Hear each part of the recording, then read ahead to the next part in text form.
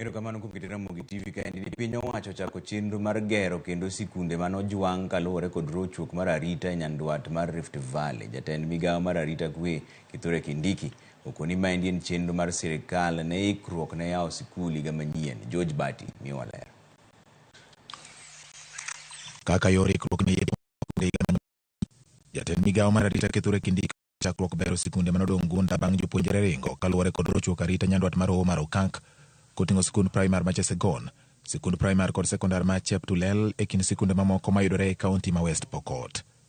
Kindiki okoni giloso kod duol mandiko jopuonje tich TSC mondo med kwan jopuonj e sikundego. For West Pokot, the 5 schools in this Sigor area and the 2 schools in the border between West Pokot sub-county and Turkana South sub-county, it has been decided they will be rehabilitated and security will be beefed up so that they can reopen in January, be engaging with the Teachers Service Commission so that the teachers can be posted during this holiday. Kindiki oyango ni sikundego ahinya mayudore e tong' mag counties ma nyandwat mar Okak konyo e nyayo kwe e kind ogendini makono. 50% of those students were from West Pokot County, but another 50% was from the neighboring Elgeyo Marakwet County.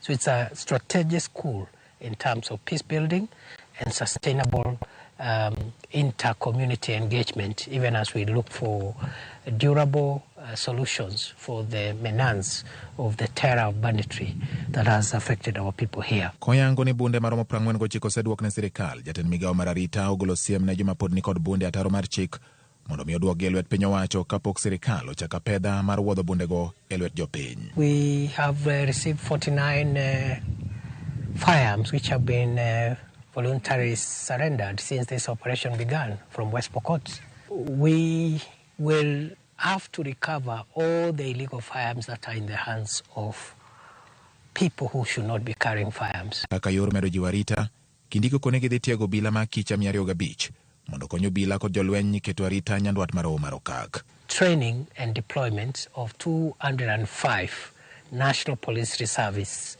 that had been recommended to support the work of the National Police Service and the Kenya Defence Forces in the Operation Maliza Uhalifu.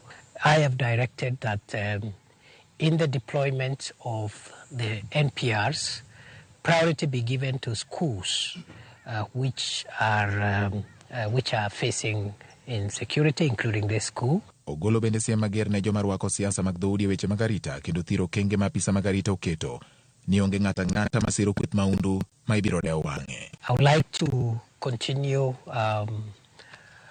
urging all stakeholders in this space to make sure that they don't meddle with the security matters, and we are not going to condone any meddling of security matters by anybody. Kakoro dong' mana dwe achiel to sikunde yawo, piny owacho oyango mahino magiketo e jiwo arita e gwenge mag Okak kendo neno ni jopuonjre odhi nyime kod somo maonge kod ng'ikruok koyawo sikunde. George Bati, Ramogi TV.